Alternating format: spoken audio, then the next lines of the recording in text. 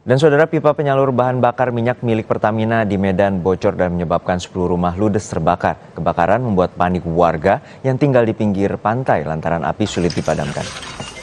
10 rumah di permukiman warga kawasan Kampung Kurnia, Kecamatan Medan Belawan, Kota Medan terbakar kemarin.